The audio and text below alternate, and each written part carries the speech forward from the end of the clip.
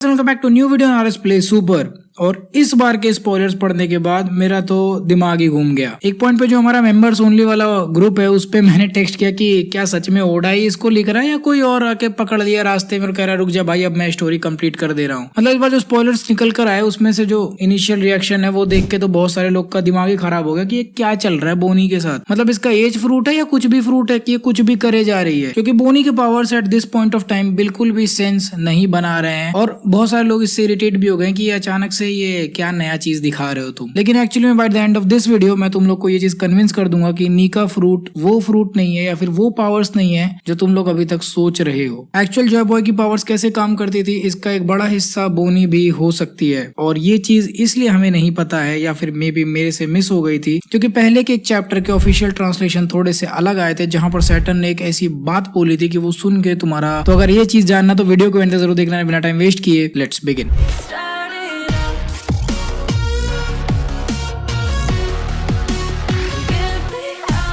Chapter number 1118 इस chapter का title है आई एम फ्री। ऑब्वियसली मैं भी बहुत खाली हूँ अभी के लिए। क्या मेरे हिसाब से यहाँ पर आई एम फ्री का मतलब है कि लूफी ने एक्चुअली में नीका की पावर्स को एक्सेस करना सीख लिया है, या मैं क्लियरली बोलूँ तो मे बी वो जॉय बॉय का पावर एक्सेस करना सीख लिया है एंड इसीलिए चैप्टर का टाइटल पड़ा आई एम फ्री। अगर तुम लोग को याद हो तो पिछले चैप्टर में सारे के सारे बुड्ढे मिलकर जायंट रोबोट के ऊपर अटैक कर दिए थे। तो जायंट रोबोट जो है वो इस समय अब समुद्र में डूब रहा है and I think giant robot का यही एंडिंग भी होगा। इसके बाद हमें कुछ बोरिंग पैनल्स दिखेंगे जहां पर ऑल ओवर द वर्ल्ड जो बाकी कैरेक्टर्स है उनका रिएक्शन देखने को मिलेगा, जिसमें तुम्हारा टोटाटा किंगडम का लियो भी है और रेबेका भी है। इसके बाद अब जब वेगापंक मर गया है और उसका ब्रॉडकास्ट भी बंद हो गया है तो पांचों बुड्ढों का एक नया टारगेट आ चुका है जो कि है एटलस और लिलिथ। अगर तुम्हें दोनों नहीं याद हो तो ये भी दोनों वेगापंक के क्लोन्स है, तो इसीलिए बुड्ढे निकल गए कि अब इन दोनों को भी पकड़ के इनको खत्म कर देते हैं तो वेगापंक का कोई भी अंश जिंदा नहीं रहेगा। विच मेक्स मी थिंक कि ये जो कुछ भी यॉर्क ने किया है क्या वो सेफ रहेगी इसके बाद। क्या बुड्ढों को बिल्कुल भी शक नहीं होगा कि इसको वर्ल्ड हिस्ट्री के बारे में कुछ भी नहीं पता और वो ये रिस्क लेंगे कि इसको जिंदा छोड़ देते हैं? मुझे नहीं लगता। जहां तक मेरे को लगता है यॉर्क ने अपने पैर पे खुद ही कुल्हाड़ी मार ली है, वो भी अच्छे से मार ली है,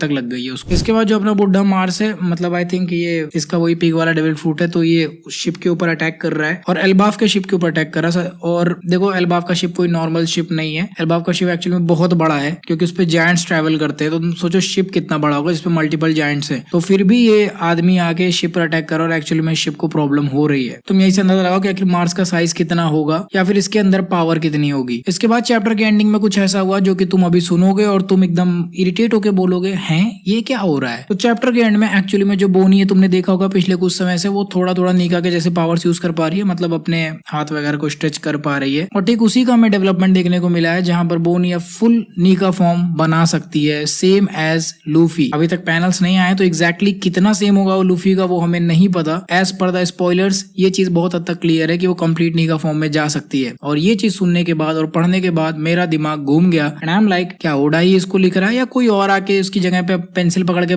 ड्रॉ करने लगा है। अब है मतलब क्या है यार, उसका एज फ्रूट था उसको इतना कॉम्प्लिकेट और इतना अजीब फ्रूट अब बना दिया कि अब समझ में नहीं आ रहा कि हो क्या रहा है। क्या इसके बाद जो अपना जायंट रोबोट है वो सेंस करता है नीका को और बोलता है कि लगता है वो वापस आ गया, और यही बोलने के बाद चैप्टर खत्म। और इसी के साथ हमारे अंदर कुछ सवाल रह गए हैं कि आखिर ये जायंट रोबोट क्या बोनी को नीका समझ रहा है, क्या उसके हिसाब से ये असली नीका है, और क्या ओडा सेंसे हमको फिर से चूतिया बना रहे थे। लेकिन रुको भाई, चैप्टर खत्म हुआ है, वीडियो नहीं और ना ही स्पॉयलर्स, क्योंकि इसके बाद हमें कुछ और स्पॉयलर्स भी देखने को मिले जहाँ पर एक चीज हमको क्लैरिफाई की गई है जिसमें लूफी जो है वो नीका फॉर्म में पहले वो कन्वर्ट होता है और उसके बाद वो बोनी को एनकरेज करता है कि चलो अब तुम भी मेरे जैसा करके दिखाओ, जिसके बाद बोनी जाके नीका फॉर्म को एक्टिवेट करती है। तो यहाँ से एक चीज क्लियर हो जा रही है कि हमें इस चीज का कोई भी कंफर्मेशन नहीं है कि आखिर रोबोट किसको रेफर कर रहा है, क्या वो लूफी है या फिर वो बोनी, या फिर बिकॉज दोनों उस फॉर्म में है इसलिए उसने ऐसा बोला। और सबसे इंटरेस्टिंग चीज ये हुई है कि इसके जस्ट पहले, मतलब चैप्टर खत्म होने के जस्ट पहले वेगापंक का मैसेज फिर से ऑनलाइन चला जाता है। मतलब बुड्ढों ने जितना भी कांड किया उससे कोई फर्क नहीं पड़ा। आई थिंक वेगापंक होशियार था और उसने कहीं और छुपा कर रखा है, जिसकी वजह से कुछ सेकंड्स के लिए उसका ब्रॉडकास्ट वापस से लाइव हो जाता है और उससे आवाज आती है कि उस आदमी का नाम है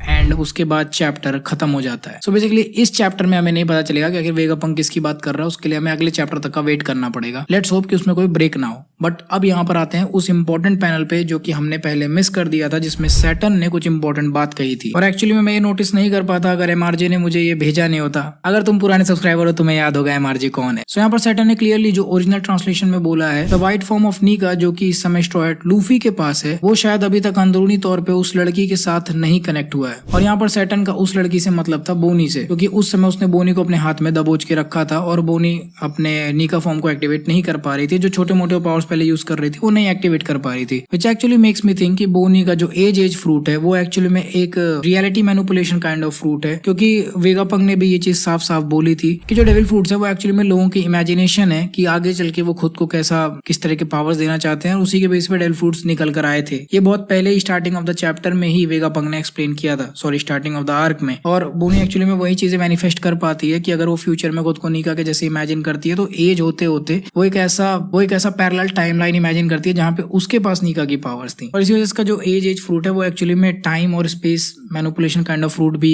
की तरह भी वो काम करता है, जहाँ पे वो अल्टरनेट यूनिवर्स का एक वर्जन खुद के अंदर इमेजिन कर सकती है और उसको एक्टिवेट भी कर सकती है। लेकिन यहाँ पर सैटर्न के शब्दों से साफ साफ क्लियर है कि लूफी का जो फ्रूट है और जो बोनी के पास फ्रूट है ये दोनों के पावर्स एक्चुअली में कंबाइन होंगे and on top of that एक अलग पावर निकल के आएगी, विच मीन्स कि जॉय बॉय एक ऐसा आदमी था जो कि इन दोनों पावर्स को एक्सेस कर सकता था। तो या तो जॉय बॉय ने ये दोनों पावर्स को डिवाइड कर दिया है या तो दोनों ये इंडिविजुअल पावर्स थे जो कि जॉय बॉय यूज करता था। एंड लेट्स नॉट फॉरगेट कि दो डेविल फ्रूट्स का कॉन्सेप्ट एक्चुअली में है वन पीस में, क्योंकि हमारा ब्लैक बियर्ड उसको यूज करता है, तो जॉय बॉय क्यों नहीं कर सकता। अब इसके आगे और भी बहुत कुछ है जिसके बारे में हम लोग मांगा को आ जाने दो तब बात करेंगे। And I think that was it for this spoiler video. अगर तुम लोग को स्पॉइलर वीडियो पसंद आए तो फटाफट वीडियो को लाइक कर दो, नहीं पसंद आए तो भी लाइक कर दो। चैनल को फटाफट सब्सक्राइब कर लो भाई, क्योंकि कुछ कंट्रोवर्सी की वजह से थोड़े से सब्सक्राइबर गिरे बट बहुत ज्यादा नहीं गिरे। अगर तुम लोग को पता हो कम्युनिटी टैब वाला हिसाब, तो सब्सक्राइब कर दो, वापस उसको बढ़ा दो। 200 ही वैसे कम हुए थे बाय द वे, तो फटाफट उसको बढ़ा दो और मैं तुम लोगों से मिलूंगा अगले वीडियो में। So until the next one, play on.